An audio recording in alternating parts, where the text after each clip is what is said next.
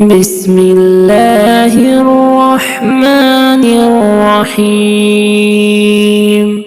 فلا صدق ولا صلى ولكن كذب وتولى ثم ذهب إلى أهله يتمطى أولى لك فأولى ثم أولى لك فأولى أيحسب الإنسان أن يترك سدى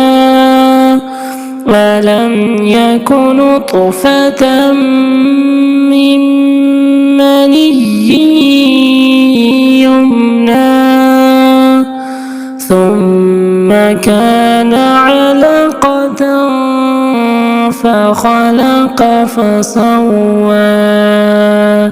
فجعل منه الزوجين الذكر والأنثى